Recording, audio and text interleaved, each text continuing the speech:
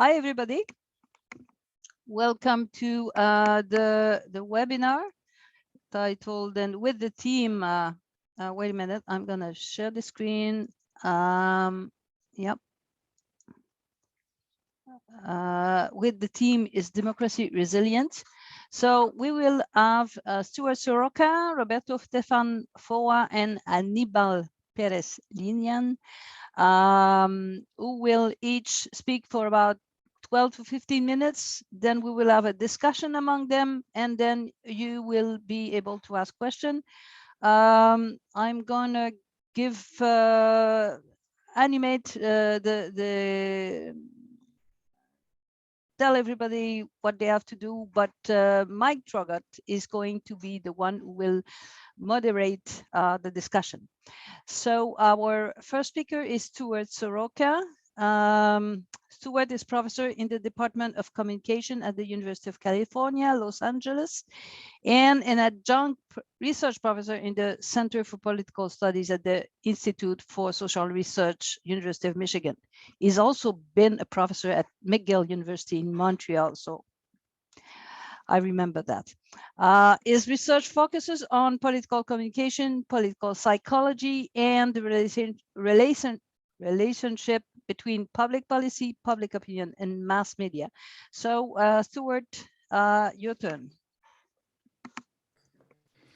Thank you very much, Claire. I'm going to try to share my screen before I launch into things.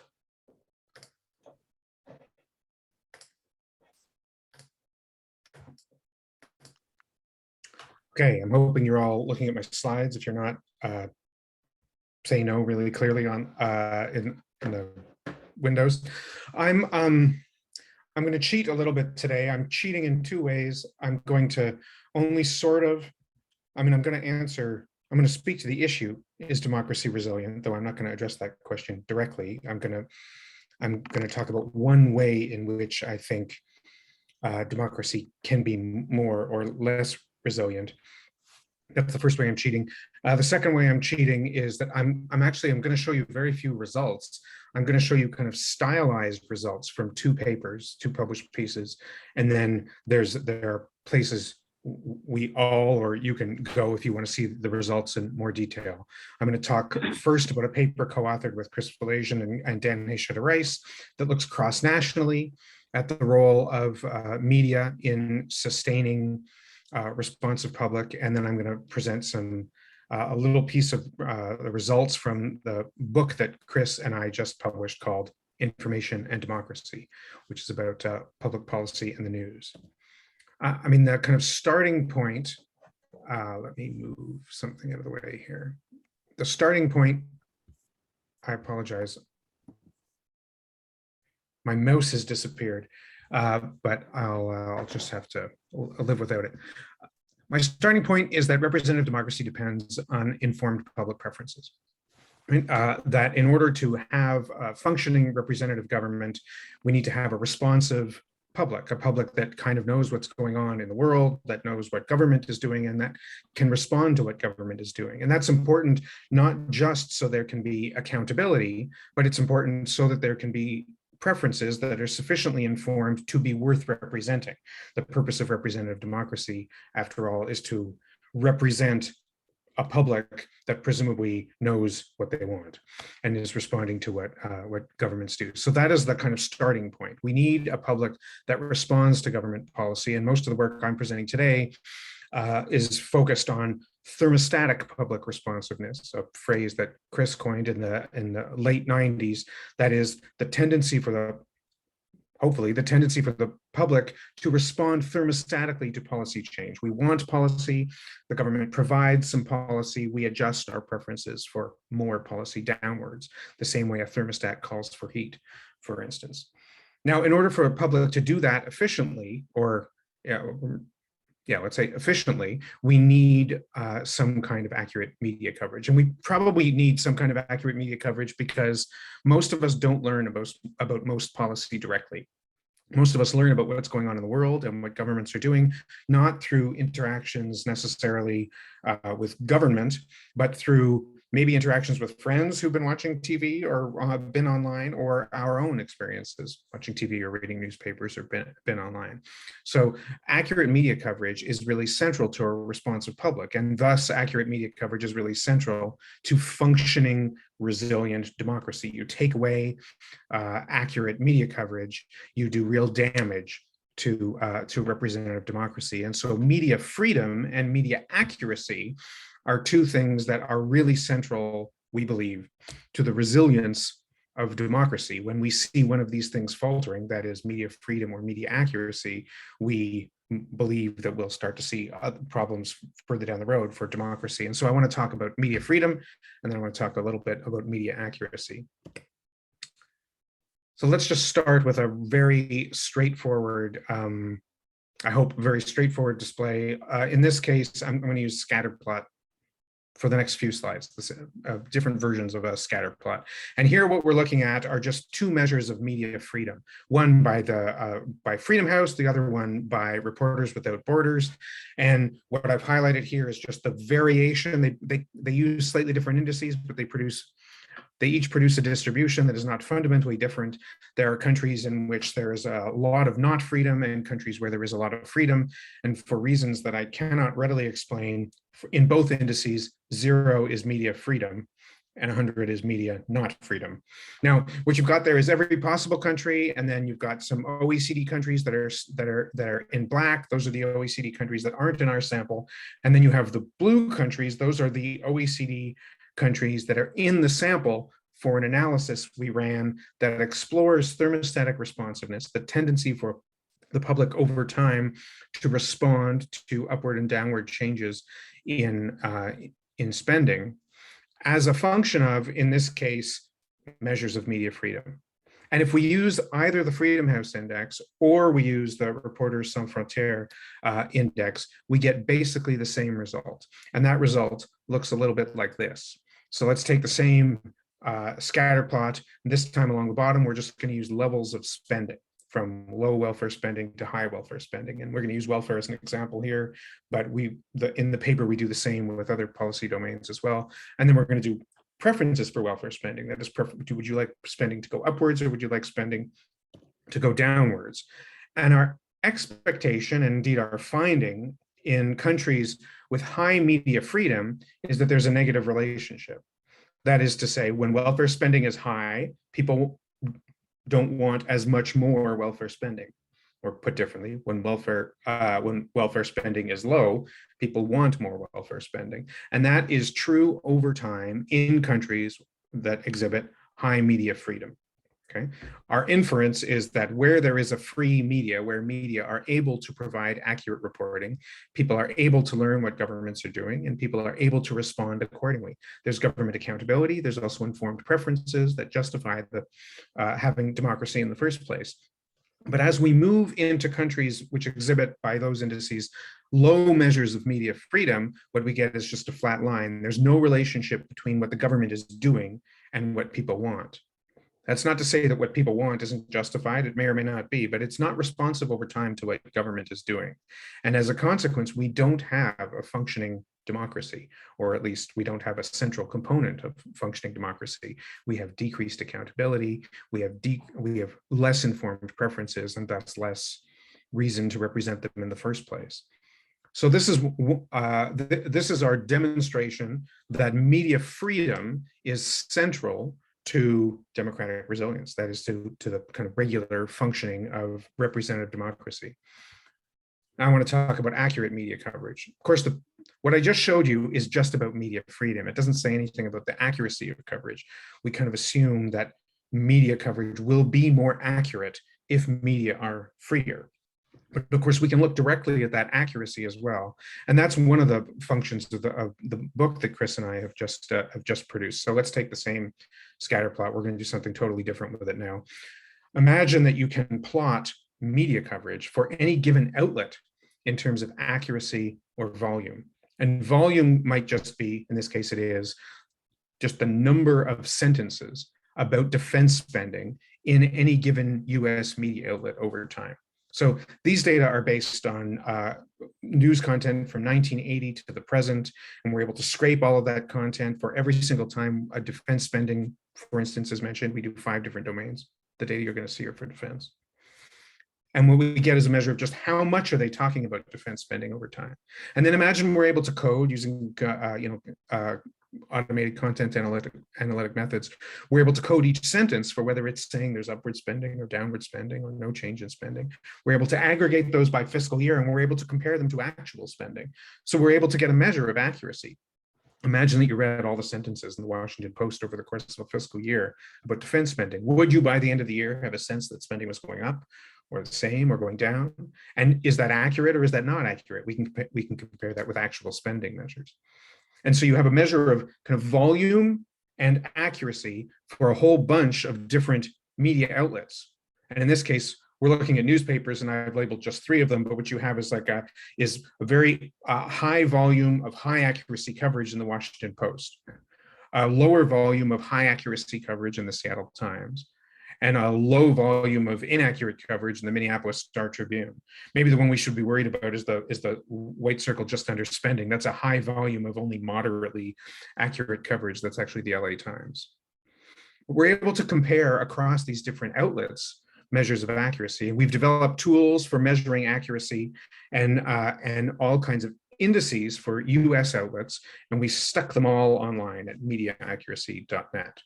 So for people who are interested in developing measures of media accuracy, we are in the book and online, I hope, pretty clear about how one could go about doing that.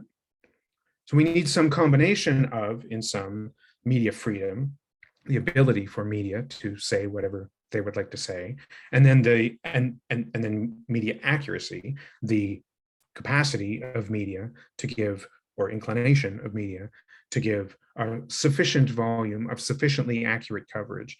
And in the absence of those things, we see real damage to responsive publics and thus to democracy. We see it directly in the results that I've shown you for media freedom, and we also see it in the book where we explore policy domains in which media are sufficiently accurate and other policy domains in which media are not. So we see high public responsiveness in domains like defense and welfare and health, domains in which there's a high volume of reasonably accurate coverage overall, although as we see here, variation from one outlet to another. We see very little public responsiveness in the environmental domain, and we think not uncoincidentally, we see not a lot of accurate coverage in the environmental domain as well. A very weak connection between what newspapers and television outlets are saying about environmental policy and what actually is going on with environmental policy.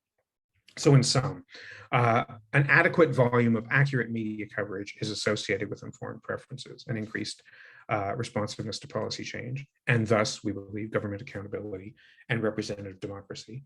So our argument where the resilience of democracy is concerned is that media, a free and accurate media, are really central, are a critical component to functioning representative democracy and the resilience of democracy.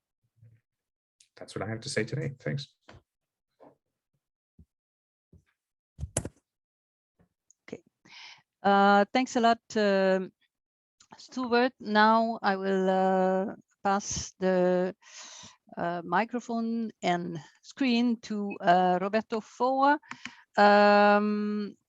Wait a minute, I have to share.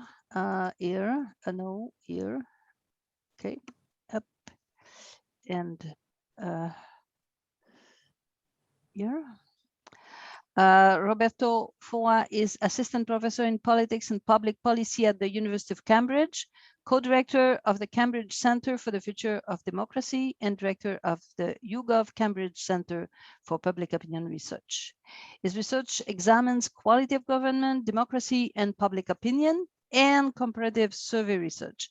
So Roberto, you can go now. Great, thank you. Thank you for the introduction, and hello everyone. I will just take a moment to share.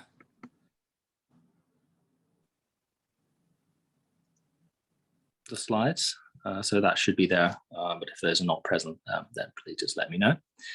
Okay, so The question for today's seminar was, is democracy resilient? And before I get started with the presentation, as I was thinking about this, I realized that that's actually not a question that I'm in a necessarily very good position to be able to answer. At least that's not an easy question to answer with the help of public opinion or survey data alone. So I'm going to start off just with a few qualifications before I begin. The first is that obviously, as events in Ukraine today illustrate only too painfully, the resilience of democracy depends on a wide range of factors besides domestic public opinion.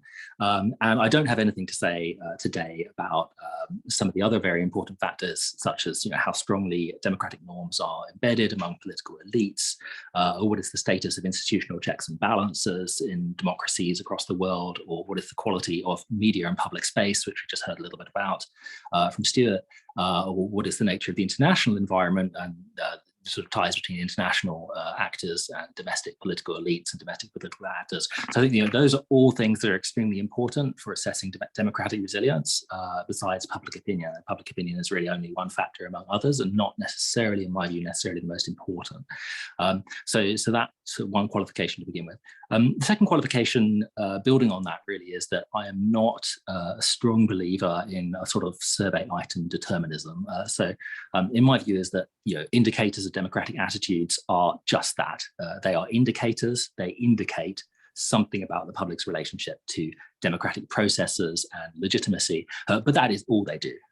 And they're not necessarily always good indicators, which I guess brings us to the next point, which is that I think that if there's one key learning in the field of public opinion over the last 5 or 6 years, it's that a lot of the indicators that we've used to assess democratic resilience maybe weren't necessarily the best indicators in light of the challenges that democracy is facing in recent years. And so there are obviously some scholars who are doing a really fantastic job of measuring these different issues. So, but generally speaking, I think in comparative cross-country public opinion research, we weren't always doing a great job of measuring populist attitudes directly. Although, as I say, some scholars were doing a good job of that.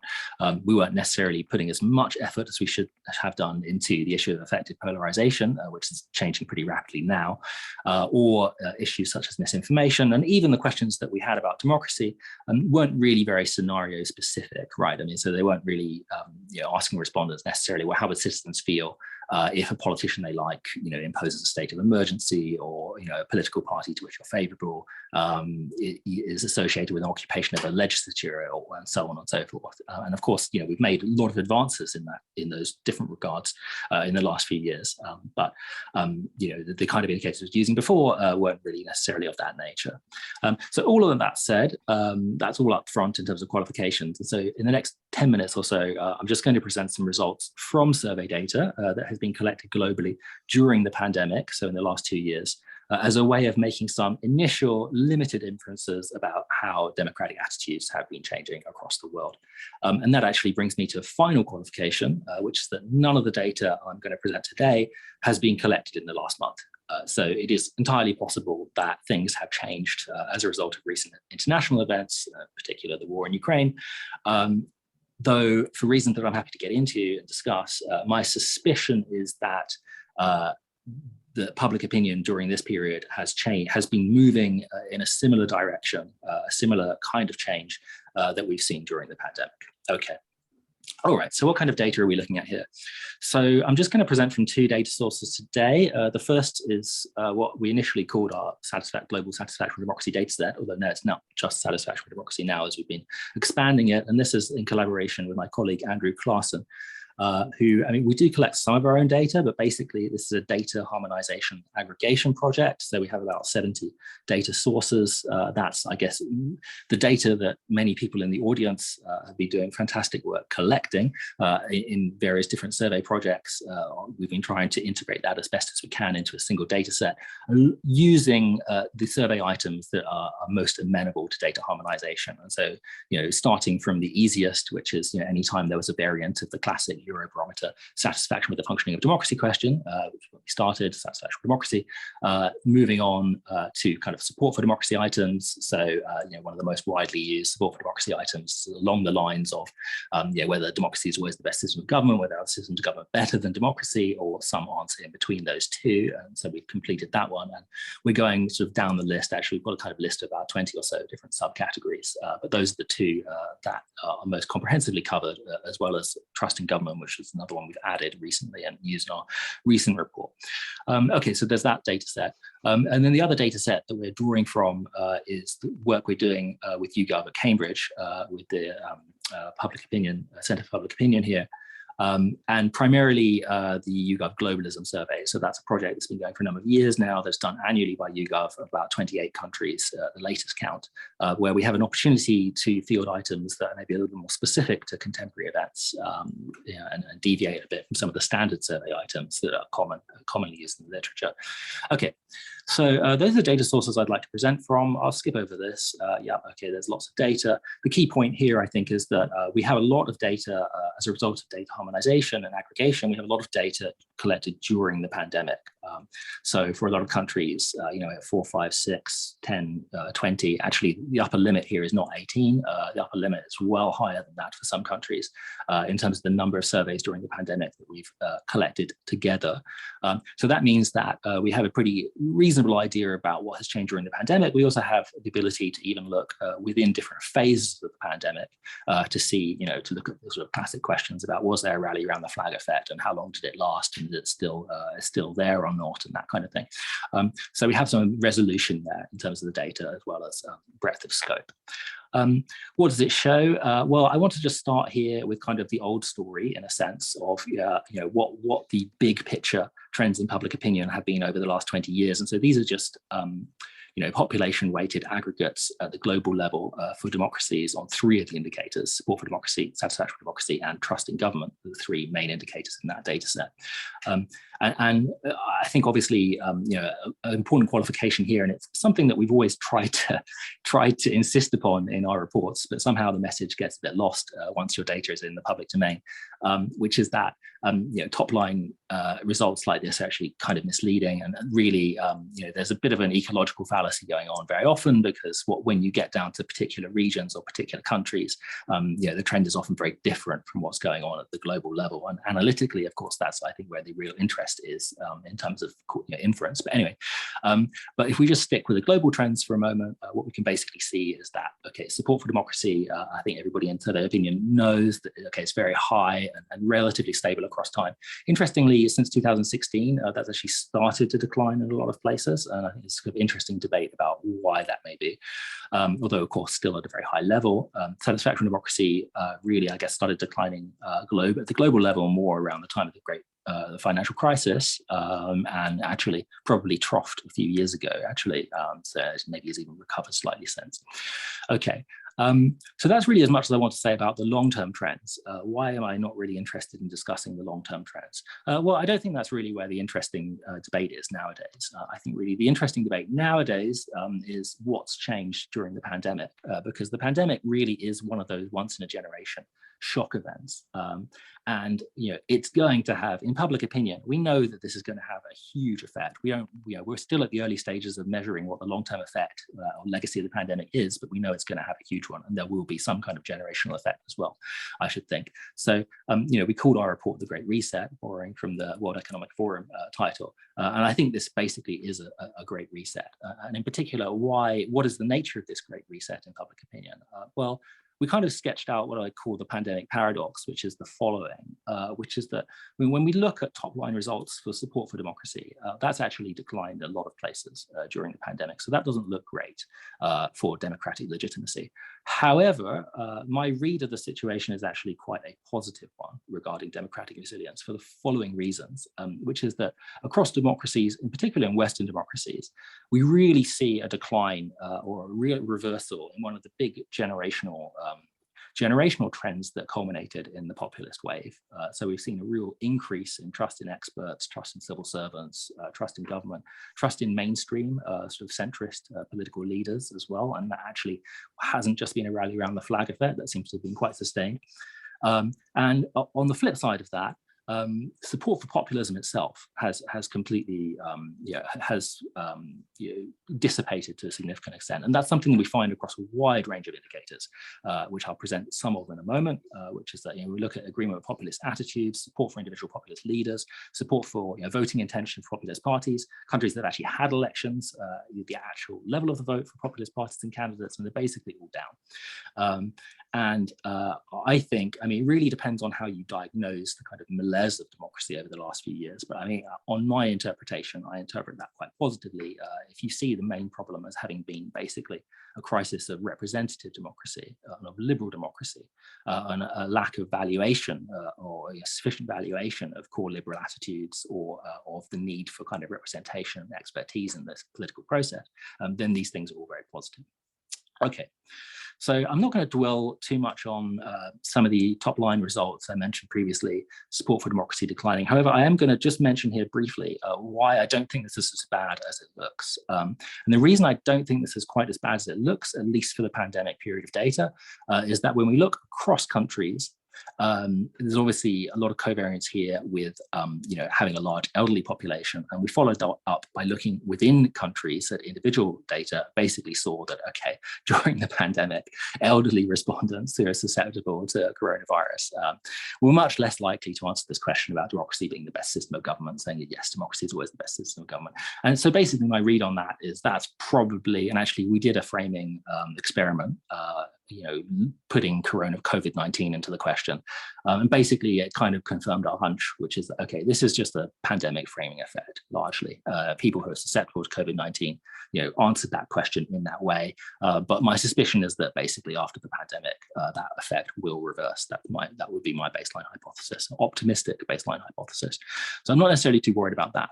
But the big trend that we do see in the data, as I say, is the reverse of the kind of distrust in government, distrust in experts, and associated populist wave. And so the trust in government, we can see, went up in a great deal of places. But populism, on the other hand, has had a real setback. And that's something that, I think during 2020, we were discussing quite a lot. But now we can actually see the survey data and see that that change has really happened.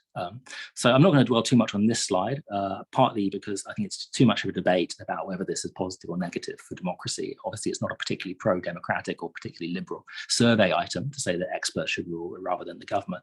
Although if you take my interpretation, that one of the real problems in democratic legitimacy over the last 5 to 10 years actually has been a loss of trust in the intermediation or expert aspect of liberal democracy or representative democracy that is potentially more positive than it might initially appear. And then when we look at actual populism, so we measure populism using a whole series of items that are very specific to the understanding of populism per se, right? So questions about whether the country is divided between ordinary people and corrupt elites, or the primacy of the will of the people, special interests blocking progress, information being concealed from the public, sort of nefariously out of self-interest. We actually have about 12 items, but these are the 4 kind of core items that are fielded every year. And so, and I should say, by the way, that these items, you probably would imagine these items load very highly with one another. So anyone who responds positively to one of these is quite likely to respond positively to the others as well. So there's a pretty consistent populist attitudes phenomenon going on. And so that means that we can put together a very simple index from these. And basically what that shows is during the pandemic, agreement with populist attitudes has declined a very large amount everywhere. And what's kind of interesting here is just showing you the 2019 and 2021 shift. But what's kind of interesting is the 2020 results are actually kind of really at the midpoint for most countries here. So this is a pretty consistent year-on-year trend. And it'll be interesting to see, when we get the 2022 data back, whether that's persisted or not.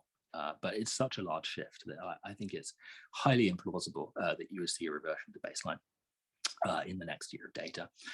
So populist attitudes are strongly in decline.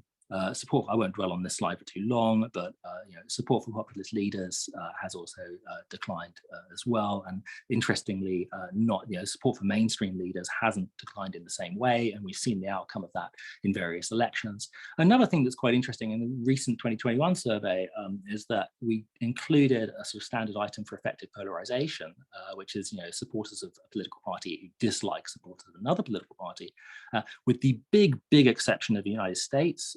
which has not followed this trend for reasons that we could go into, but I won't go into now. In almost every other country, effective polarization has really declined during the pandemic. And I can say that's a persistent, this is the 2021 data, so this is not just a short-term rally around the flag effect, or at least if it is, then it's lasting for a very long time, longer than you might otherwise have imagined. So that suggests to me that maybe there is actually something more fundamental going on here in the political life of Western democracies, or indeed global democracies. Okay. So that's about as much as I want to say for today. But basically my conclusions, sort of looping around to democratic resilience, are something like the following, which is that the nature of the challenges facing democracies has fundamentally changed during the pandemic. During the pandemic itself, trust in governments and experts has really recovered. Support for populism has really declined. Interestingly, we also saw, we didn't include it in our report, unfortunately, but we had a bit of data about, public preferences for different types of democracy, direct democracy, representative democracy, and we could see that representative democracy is back in fashion. So that's very much consistent with the more positive interpretation of these trends for Western liberal democracy. So I think in short run, that's probably quite positive. But as I say, in public opinion research, everything can change in 1 year to the next, depending on what happens. And the world is pretty volatile right now. So who knows whether this will still be our conclusion once we get the next round of data next year. But yeah, that's, I think, as much as I have to say for now. Thank you. Thanks a lot, Roberto. Now we will go to Aníbal Pérez-Liñán. Okay, wait a minute. I need to go there. Yep. Here. So Aníbal is a professor of political science and global affairs at the University of Notre Dame. He is co-author with Scott Mainwaring of Democracies and Dictatorships in Latin America, Emergence, Survival and Fall. He was editor-in-chief of the Latin American Research Review from 2016 to 2021, and he is editor of the Kellogg series on democracy and development at the University of Notre Dame Press. So, Aníbal, your turn. Thank you, Claire. It's a great honor to be here with you today and to share with all the people who follow us online, and with Stuart, with Mike and Roberto. As the concerns about the erosion of democracy and about the resilience of democracy and pretty much dominate most recent work and most recent public debates on democracy in Latin America and elsewhere, right? As we saw in the interesting presentations before. I think our colleagues pretty much everywhere are making new attempts to understand a new type of process by which political leaders who are elected through the democratic process dismantle democracy from within, right? And this is a big challenge for democracies nowadays, but it's a big intellectual challenge for us because of the ways we thought about the dangers for democracy in the past. Now, Latin America presents several examples of this process, including the case of Venezuela, which Venezuela since 1999, which is a paradigmatic example of democratic backsliding in a way, and dominates some of the imagination about how to theorize this process. But when I think what this means in general is that when we look at the emerging work on democracy in the region, in Latin America, in the most recent years, we can observe three changes in the way people think about the questions of democratization with respect to the more traditional work on regime change. And I think that these three changes are crucial. So the first one is that there is less of a focus on understanding positive change. So much of the traditional work focused on transitions to democracy and democratization. And there's a greater focus on understanding negative change, that is backsliding. The second, I think, transformation is that there is less of an intellectual focus on analyzing discrete regime change, kind of dramatic regime change like military coups, and more of a focus on trying to understand the dominant pattern nowadays, which is these mechanisms of incremental change, particularly the process of democratic erosion. And the third transformation that we are seeing in the field is that there is less of a focus on the analysis of structural conditions and structural explanations for processes of democratization and regime change, and a greater focus on agency, particularly the role of political actors, political leaders, especially the executive, and also the role of some enabling factors related to mass attitudes, like issues of polarization, for example. Now, in response to, I think these trends are very important, but in response to those trends, I think it's important to place some of those intellectual trends in context, and that's what I would like to do today. So I would like to make essentially four arguments today. The first one is that I think not all democratic trajectories in Latin America over the past 20 or 25 years have been negative, and that's very important to keep in mind. If anything, the dominant pattern in Latin America is stagnation. And we have, most importantly, we have seen some recoveries from democratic backsliding, and thinking about those is important to understand the question of resilience. The second issue is that when we think about stagnation, which seems to be the dominant pattern, as I will show you later, it may be important still to think about structural underpinnings. What are the structural conditions that produce this stagnation in democratization? Also, if we think about the cases of negative change, in contrast to stagnation, if we think about processes of democratic backsliding, I think in those cases, we do need to think about an explanation that focuses on agency and places more emphasis on agency and political actors.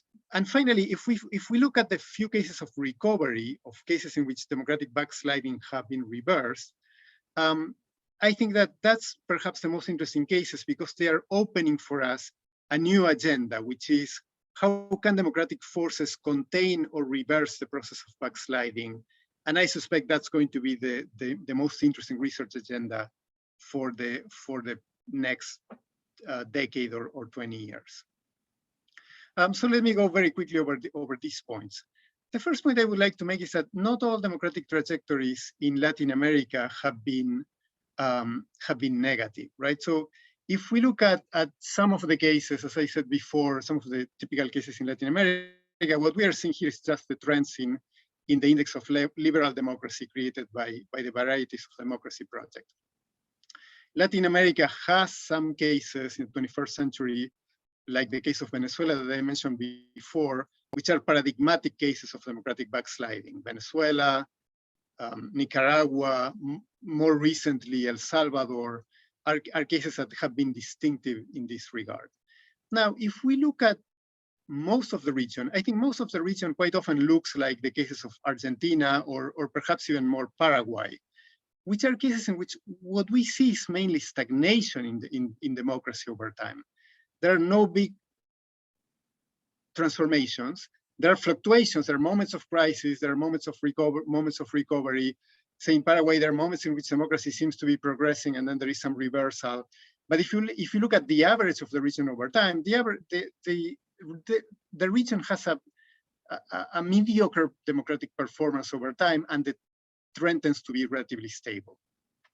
But then finally, we have some cases like Ecuador, in which we see a process of democratic backsliding and then recovery, right? The process of democratic backsliding is reversed. And I think we don't know a lot about those cases yet, but I think those cases are opening the possibility of thinking about a whole range of questions that need to be explored. So the first point I want to make in regard to kind of explaining those trends is that when we think about I think the dominant trend in the region, which is this pattern of mediocre stagnation of democracy. This is the lack of progress, really.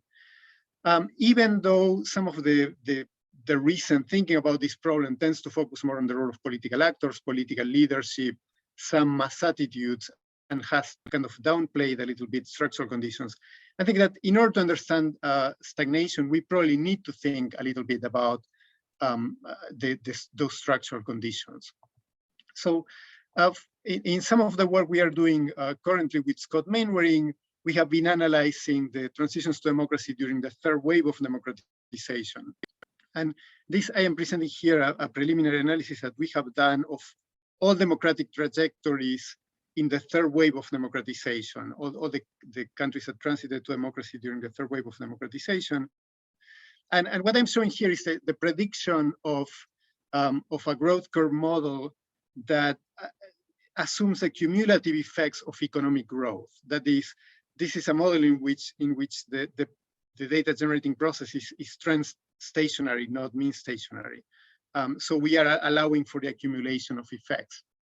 And when we analyze the data that way, what we tend to identify is that for countries with a mediocre rate of economic growth over time, say a 1% growth, that is a very poor rate, the prediction is that those democratic trajectories will be really flat and stable over time.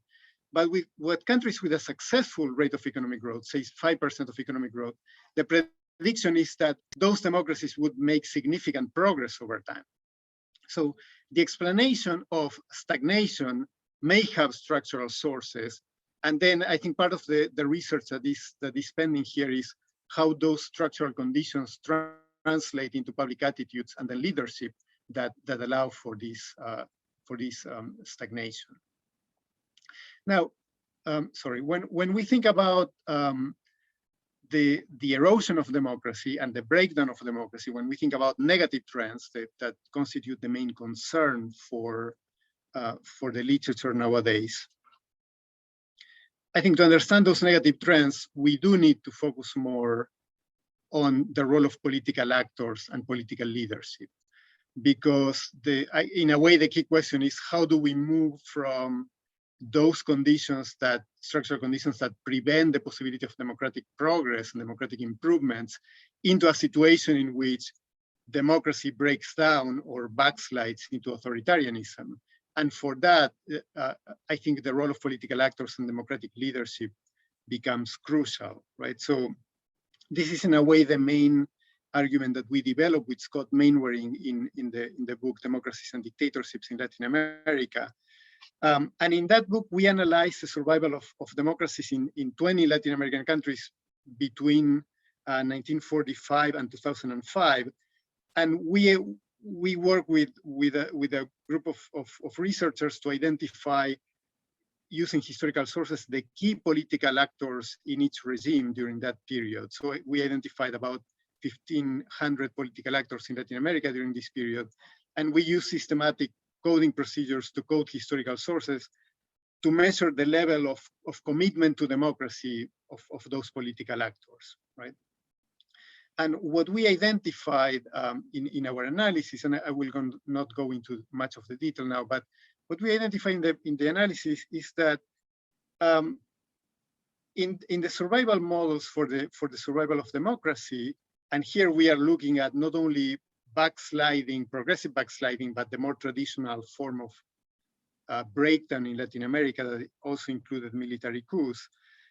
In survival models for democracy, the actors' normative orientations, where they are committed to democracy, provided a much stronger explanation of the survival of democracy than any structural conditions or any institutional conditions in our models, right? So just to give you a sense of the results, this figure compares the predicted risk of breakdown for democracies in the region.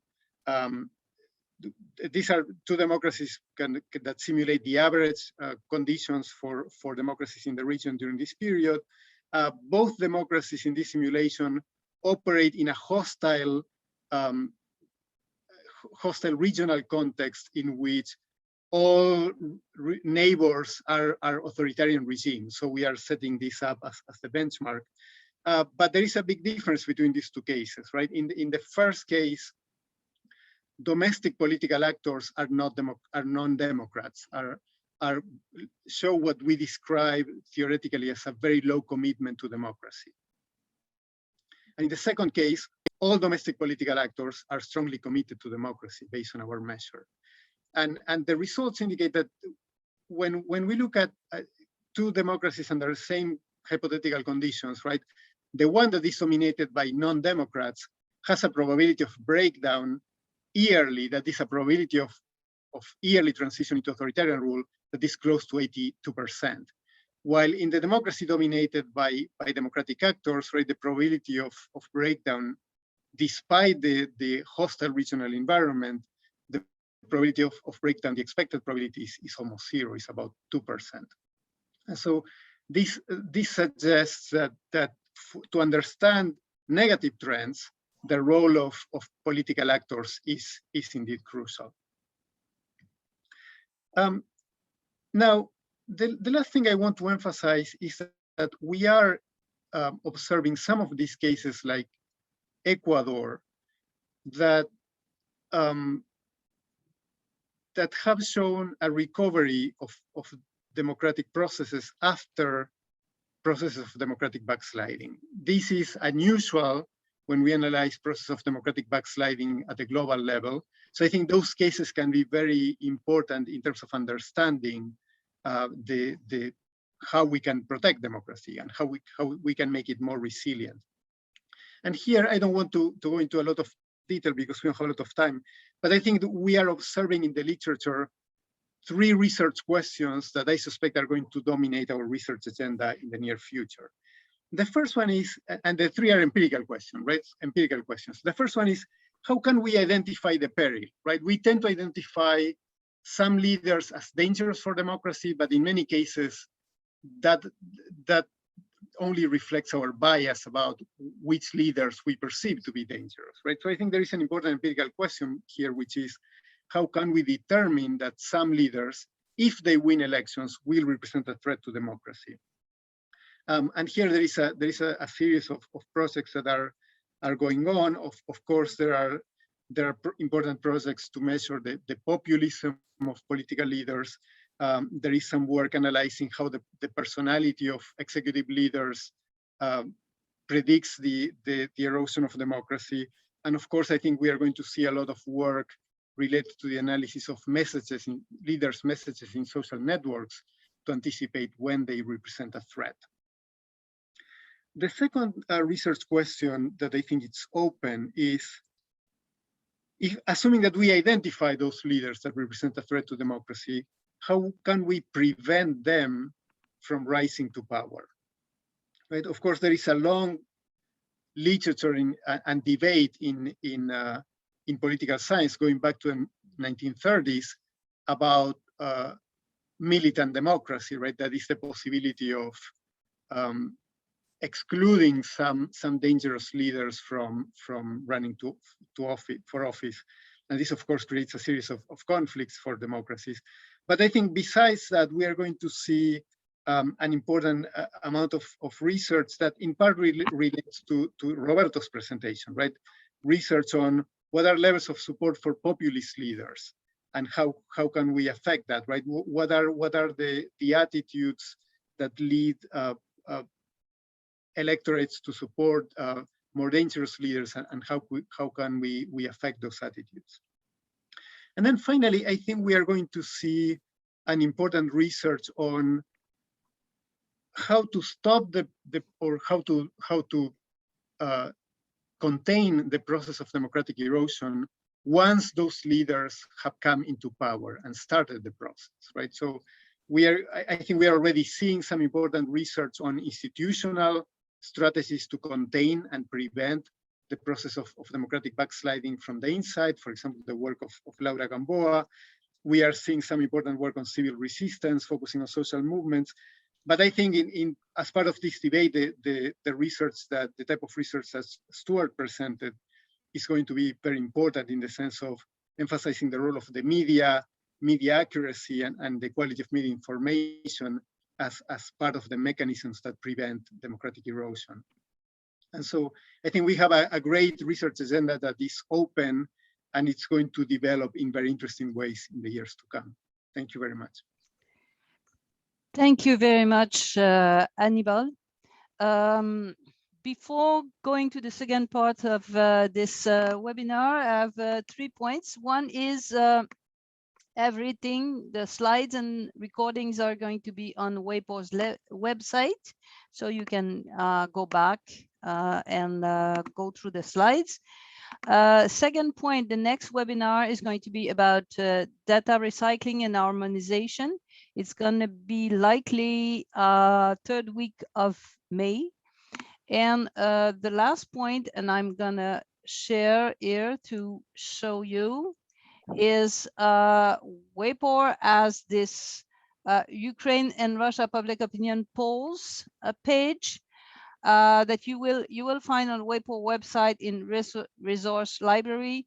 And we are trying to identify all the polls that are conducted in Ukraine and in Russia right now. And we are likely to see some more from Belarus. And we've put a little translation in English from Word translation. So now I just stop this sharing, and Mike is going to take the lead from now. Go, Mike. Thank you very much, Claire. And I want to thank our 3 guests for very interesting and stimulating presentations. We're going to proceed in our remaining time in the following way. I have a couple of questions which I will ask the presenters to discuss among themselves. And then for those of you in the audience, if you have questions, please put them in the chat. I'll moderate the chat and I will address them to the presenters as it seems appropriate. One of the things I thought was interesting about the 3 presentations taken as a whole was obviously the different approaches that you took, the use of particular measures, the relative introduction of context of different kinds. When Claire and I were thinking about putting the webinar together, we were interested in geographical representation from around the world. But it turns out that these methodological differences are very interesting and stimulating as well. A person not accustomed to public opinion research might be confused by this set of presentations, in the sense that some of you are suggesting that democracies are doing pretty well, and others of you have concerns about some aspects of democracy. Maybe this is because some of you were working at the institutional level and some of you were working at the individual level with survey data and so on. But I thought it would be interesting now that each of you have heard the other 2 presentations, if you could comment on that. And I would just recognize you in the same order in which you presented. I'd start with Stuart. That's a tough question. I mean, I think where media is concerned, I did a pretty bad job of saying the direction in which we're heading. I kind of observed cross-national variation or cross, well, let's call it cross-sectional variation across media outlets in the US in this instance, and then across different countries in the world without any kind of, this is where I think we're headed. I think I'm confident that's because I think we're headed actually in multiple different directions, that some countries are getting worse and some countries are getting better. In some countries, that is, the quality of democracy is getting worse. In other countries, the quality of democracy is getting better. And even within those countries, there are individuals, I believe, driven by different sources of media, in part driven by different sources of media, let's say there are subpopulations that are taking part in improved democracy and taking part in not improved democracy. One of the things that drove the first cross-national piece that Dan, Chris, and I wrote was the Trump administration's decision to have to change fundamentally their relationship with the press, to hold far fewer press conferences, to not allow for questions. And we regarded this as the beginning of possibly less accurate media as a consequence of decreased access to government information. So that's one instance of what I suppose would be backsliding. And certainly if we look at the outfits that spend a lot of time rating media, I think the consensus is the situation for media is getting overall a little worse rather than a little better. Our inference is that democracy is getting a little more complicated. I'll stop there. Maybe I should have, before turning to Roberto, I should have indicated that, of course, the world is a complex place.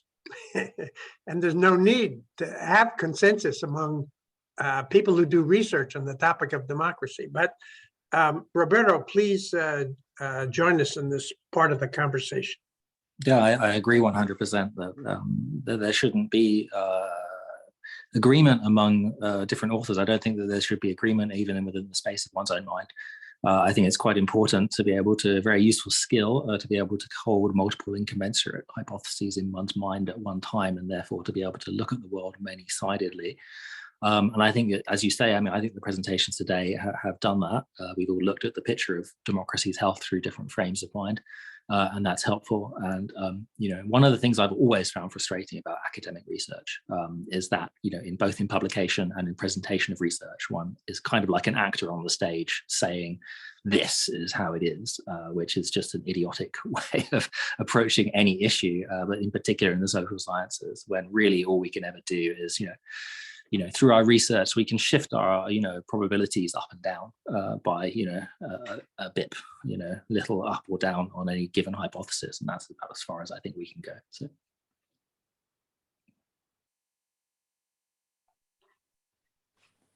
And Aníbal, you have a view on this? Yeah, well, I think that to some extent, one of the reasons why we have multiple perspectives and multiple angles, and that is crucial for this particular panel, is that there is always the very important question of how individual opinions aggregate into macro outcomes, right? I think our instruments, our analytical instruments are very good at figuring out, at analyzing how contextual factors influence individual opinions, but we have fewer instruments to understand how individual opinions aggregate into producing macro outcomes at the regime level. And that's part of the big challenge we confront in the current research on this topic. There is some interesting work on this line, like the work of Christopher Classen and so on, but I think this is one of the big questions we need to address. So I have a question for Stuart to allow for a point of clarification. In your presentation, Stuart, you described essentially a model in which the arrow goes from the government to the public in the formation of public opinion through the news. What about the reverse direction of that arrow and how that relates to what other members of the public might learn based upon the results of that process? So in the book, Chris and I spend a fair bit of time agonizing over the direction that arrows are running in. And we have some advantages in the data we're looking at in that regard, because we know exactly what the US budgetary process is. And we know exactly when public opinion polls are measured, and we can slice media in not just by fiscal year, but into parts of fiscal years. And so we're not faced just with identifying concurrent relationships and not knowing whether the public is driving media, for instance, or media are driving the public, or we're not faced just with these concurrent relationships. We're actually able to separate things out over the course of the fiscal year. And our impression of the data in the book and in work since is that media are playing a kind of dual role, representing the policy change to the public, and also representing the public to policymakers, that media are reflecting as much as, if not more than, they're driving either the public or policy, as in they're reflecting what's going on in the public and for the public. So there's central kind of grease on the wheels of democracy, with arrows running in both directions. Great. And I want to remind members of the audience that they can put questions in the chat, and I'll moderate those. I had a question for Roberto. In one of your slides, you presented information or a summary of responses to a question about a lot of information is concealed. I wondered what if you know what the relationship is between those responses and the individual's actual use of the media. Is there a difference in the belief about concealment based upon how much people attend to the media, or however that would be measured in your surveys? The short answer is yes, that correlates quite positively at the individual level with social media usage. Social media usage, or as well as standard media, or? As far as I remember, we didn't find anything on standard media. It's been a little while since I've looked at that particular item. We did look at it last year, I remember. And a question for Aníbal. I was interested in how it is that you measure the state of democracy, and therefore the measure of backsliding or maintenance of a democratic framework. Thanks, Mike. So in the first slide, I was just using data from the Varieties of Democracy project, using the measure of liberal democracy, which captures not only the quality of elections, but also the strength of checks and balances, right, and constraints on the executive, which seems to be one of the key aspects of democracy that is eroding now. It's not so much the electoral process that erodes, at least at the beginning, but usually attacks begin on attacks on democracy happen against checks and balances, independent courts, the media, Stuart was pointing out, and so I think that probably looking at the measures of liberal democracy capture the processes of backsliding, at least in the early stages, better than other measures. So this is like saying you set a high measurement standard and then look at how the values of that measure might possibly decline. Yes, in the sense that in the VDEM's structure of measuring democracy, right? They collect data from multiple coders all over the world, and then they aggregate the data to create the measures of democracy. In their indices, the basic measure of democracy is a measure of electoral democracy, which captures the quality of elections, whether elections are competitive and so on. But then there is a kind of a higher standard. They have multiple higher standards for different aspects, different conceptions of democracy.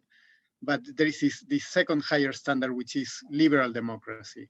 And liberal democracy implies that the conditions for elections, for free and fair elections, are met, but also there are other aspects of democracy that we value, like constraints on the government and checks and balances that are also in place. And so those aspects are the first aspects that we see in these processes of democratic erosion to be attacked, in part because dismantling, for example, independent courts is the first step towards dismantling electoral competition in many democracies. And so I think the measure of liberal democracy allows us to visualize the process of erosion early on, because if we wait until to observe the erosion of the electoral process, then by then the process of backsliding has been going on for a while.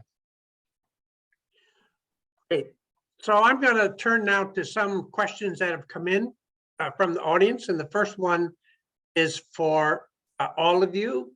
When Claire and I made arrangements for the webinar, of course, nobody knew about Ukraine and Russia. And I suppose you might have thought that this question would arise as a result of the scheduling of the presentation today. Could you make any predictions of how the Russian invasion of Ukraine will affect democratic resilience worldwide, or attitudes about democracy worldwide? Or can we, this is a separate question, can we hope some democratizing processes may involve in Russia from within? Who would like to try an initial response? I can say this initially. I think that's a really interesting question, but boy, am I not equipped to answer it. My answer is, if I had to give one, is driven by what I'm reading in the news, not as an expert on the topic at all. It looks like there is some kind of rallying going on amongst Western European democracies that is a consequence of the Russian invasion.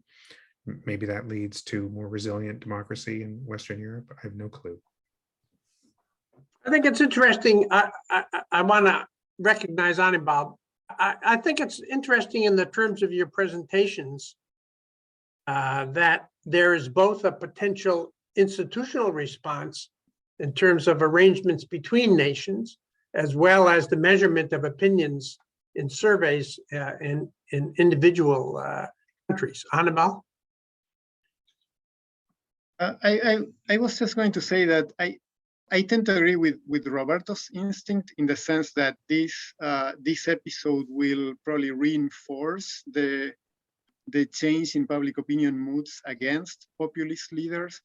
I think what in many societies, right, the populism was seen as a potential source of change and renewal, and expressing the frustration with democracy. And so we saw kind of the strengthening of public support for leaders like Viktor Orban, for example. But I think, and some of those trends connected very naturally with strong leaders like Vladimir Putin, right? But I think what we are seeing now is that the recognition in a very explicit way that those leaders can represent a threat for security, for the security of democracies. And therefore, I think this is in a Europe that was divided, in which kind of Brussels was fighting with Poland and with Hungary and so on. I think we are seeing a new conception that democracy is important, right, among vast arrays of population. So my instinct is that I think probably Robert is right, that this will reinforce the trends that he showed in his data. And Roberto, you want to add anything beyond your presentation? Not a lot, but just to say that, I mean, my answer yes to the question is that I think the effect will be positive globally, and certainly for Western societies. And that, I mean, you know, at the end of the day, I mean, I think that the malaise of Western democracy, or indeed global democracy, you know, it's not one because people are not being sufficiently challenging enough, or that, you know, they need to trust their elites even less. I think that ultimately it's been a malaise of complacency. I think, you know, there have been these kind of strong mobilizing events in the past, such as World War II, but then also, of course, the Cold War, which have created, you know, through that external pressure, have created more of a consensus among political elites, among political parties, and society as a whole. And I think in a way, I mean, the pandemic and now Ukraine, in a way, they've shaken democracies, and Western democracies in particular, I think, out of that complacency. Claire, you had your had your hand raised. Yes, I just wanted to add two information on our website about Ukraine and Russia. You will have the frequencies from the World Value Survey in Russia and Ukraine, 2018 in Russia and 2020 in Ukraine. And you will see answers to questions about democracy that show that people in Ukraine tended to consider their country less democratic than people in Russia, which is rather surprising for us in the current situation. The second point is you will see a survey conducted in Russia where there is a breakdown between what means of communication people use and their view of the invasion. And so it shows that if people listen mostly to state media, their opinion is not the same as if they go on social media and Telegram and other kinds of media. Thanks. This is a good lead into a question we have from an audience member for Roberto. Has been shown by a couple of studies that during the pandemic, the conspiracy beliefs have risen. These attitudes are in some way related to populist attitudes, mostly with its anti-elitism dimension that rejects that certain experts are more qualified to make decisions. What do you think in this regard? Thank you. It's a fantastic question. And we do actually have conspiracy theories in the Globalism survey every year. And that's a really broad battery that covers everything from climate change skepticism to belief in, aliens in contact with the government and all kinds of things. It's just quite a long list. And you're absolutely right. That's actually really, really highly correlated. Belief in support for the populism items and belief in conspiracy theories broadly. Those two items really go together.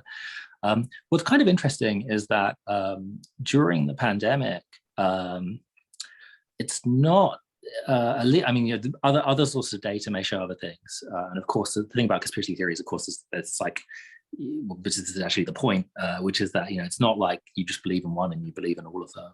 It's a really, really broad space. So even coming up with the right kind of survey battery for that is quite difficult, and it's changing every year. But one of the things that at least we do see from the last few years of data is that it's not a consistent pattern. So some things have gone up. Belief that aliens are in touch with the government, well, that's actually gone up. Climate change skepticism is kind of stable, and actually vaccine skepticism has really come down. So it's a mixed picture, I think. Thank you. I have a question for Stuart. You had many data points in terms of countries for freedom, but only one data point for accuracy, namely the USA. What is the relationship between these data sets, if any, or did I misunderstand something? Yeah, the relationship between them is that I want them to be two parts of the same argument. That is that we need media freedom and also media accuracy. But I can't show media accuracy across multiple countries because of the volume of data that is required in order to produce those accuracy measures. Not only do we need to have access to tons and tons of media content, we have to have, if we want to be cross-national, we have to have roughly equivalent multilingual dictionaries in order to deal with all that content. And that part actually is the easier part, because then we need equally accurate measures of government spending. And one strength of the Office of Management and Budget in the US is that they produce highly accurate measures of spending, and actually they separate out appropriations, spending decisions, from outlays, actual spending itself. And appropriations, the spending decisions, are actually the most important part, based on our work and work by others over many years in terms of media coverage and in terms of public responsiveness. So the US is relatively rare in its ready supply of accurate data on budgetary decisions by government. That makes it a relatively easy place in which to play with measures of accuracy. That's not to say that accuracy is impossible elsewhere. And part of what we're doing on the website and in the book is developing tools that we think can be applied elsewhere, but it will be tougher and require a kind of attention to budgetary data and multilingual dictionaries that we haven't yet produced. I want to point out that a member of the audience has sent a link. You need to figure out a way to capture this in the chat to data that they have collected on populism in Serbia, which could be added to the assembly of data sources. We have another question addressed initially to Roberto. Do you think that the depolarizing effect of COVID-19 that you showed would endure after the pandemic, will no longer be a major issue in the public debate? Okay. Well, I mean, the honest answer is that I don't know. I mean, one of the great things about survey research, really one of the reasons to be doing it is precisely that we don't know what the future holds, and so we do our surveys and we get surprised and we change our views and we discover new things, and that's great. I mean, I think that if in 5 years from now I still believe the same things that I believe now, I've probably failed as a researcher because that means I haven't discovered anything. So I don't know. Is the short answer to that, but I'm really looking forward to finding out. Here's a question which each of you might address because you touched upon it in slightly different ways in your presentations. How likely do you think that the economic consequences of the pandemic, which are not equally distributed in the population, will provide the ground for populist claims to resurface? Anibal, you want to start with that response? Sure. I think it's hard to predict that because, as Roberto showed, the pandemic potentially will have multiple contradictory effects, right? And I think there is this fundamental effect that the audience is noting, that is the creation of greater inequalities, and that potentially will be, and I'm quite sure that it will create the demand for great transformations in many of the democracies we are observing. So I would not be surprised if we see a wave of challenges and transformations and renewal within political parties or across political parties in democracies as a result of the pandemic. Now, whether that's going to be a populist renewal, it's hard to tell, because I think, as Roberto pointed out, I think voters are also more aware now of the dangers of populism and downplaying expertise, and so it may be that renewal will happen in a different way. Thanks. Stuart, do you have anything to add in this dimension? Okay. No, I think I'm okay. Thank you. Great. There's another question which is somewhat associated. What would the democratization trends look like in a post-pandemic world? Sociologists like Nicholas Christakis have argued that social changes would have a strong pendulum effect, like a period of increased religiosity to be followed by increased hedonic lifestyle in the public over the long term. Would we see these pandemic era trends reverse or backfire due to social fractions that the pandemic highlighted, both at the national and international levels? For example, with regard to democratic resilience or media freedom or accuracy and the like. I think, Stuart, your work with Chris takes a look at oscillations, right? Yeah, I mean, this account that Ozan's given sounds a lot like thermostatic responsiveness, right? That there's that as policy, or in this case, some other thing swings one way, there is a kind of thermostatic reaction and a focus on something else. So in this case, religiosity and hedonic lifestyles. I don't know what the post-pandemic. I don't. And here I'm not speaking as an expert at all. I just don't know that we're post-pandemic. I don't know what the post-pandemic is. There may just be a permanent change in equilibrium. And I don't know what that, I don't yet know what that looks like. This is what endemic means. Yeah, I mean, I just don't, we may just have, That's not to say that there won't be changes in democratization, just that I think they're really difficult to predict, because I don't think what we have is a shock and then a retreat, like a momentary shock to the system. We have some kind of permanent shock to the system. Anibal, would you have additional comment? Well, I have just two reactions. One is that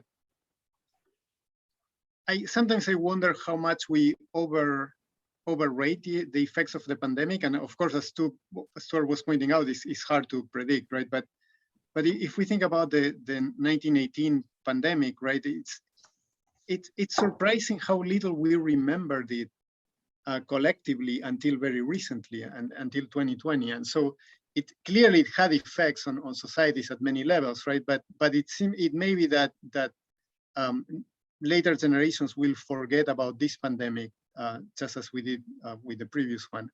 My other comment is that I think it's pretty clear to everybody now that the world inaugurated after the Cold War is coming to an end, right? So we are entering into a new period. And I think that the important lessons of that is that the assumption under which we operated, which was that the optimistic assumption that the world was kind of predestined to be democratic, we know it was wrong at the beginning, but it certainly is clear that it's wrong now. And so we need to think about what are the conditions that make the democracies strong and resilient, as we are discussing today. But we can also anticipate that the world probably will be divided, will not be homogeneous. We'll give Roberto a chance to jump in on this, but I would just comment with regard to your first point, with regard to 1918. You think that's because none of us were born then, so few read history? Probably, but also because we have a very strong collective memory of World War I, for example, but less so of the pandemic. Yeah, Roberto. Yeah, I mean, I think the pandemic has had essentially, I mean, people always talk about, populist authoritarianism. It's not a term I like because I think those are two very separate things. And in a way, what the pandemic has done is it's revealed who's populist and who is authoritarian in terms of how leaders actually responded, right? So I think, in the case of Trump or Bolsonaro, they revealed their populist instinct, right? Anti-elitist, anti-science, we're not going to lock down, this is all rubbish kind of response. And so there was one set of leaders had the kind of populist response, and then you had another set of leaders who had the authoritarian response, which is lock down immediately and use this as an opportunity to exert more government control. And I think that basically the populists have had a very bad pandemic. Populist illiberalism is going to really struggle. It's already struggling. In fact, I mean, Trump and Babiš are gone, and Bolsonaro is not going to, very unlikely, based on current polling, to get re-elected this year. Orbán probably will get re-elected, but it's probably his toughest challenge for a while, and it's only because he's kind of skewed the system in his favor. So I think populist liberalism is struggling. Whereas on the other hand, I think bureaucratic authoritarianism, Vietnam or China or the Arab Gulf states, has probably had quite a good pandemic so far. Thanks. We're getting near the end of our allotted time. We could take another question or two if members of the audience have them.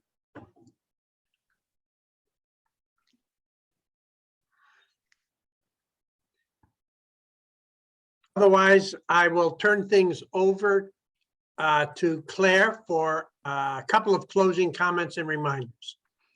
Yes, reminder, next webinar will be about data recycling and harmonization. Reminder, go to the website once in a while and look at public opinion in Russia and Ukraine. It is extremely interesting to understand the current events. And thanks to everybody. It was fantastic learning from you, and I hope to see you again at some other point. Thanks.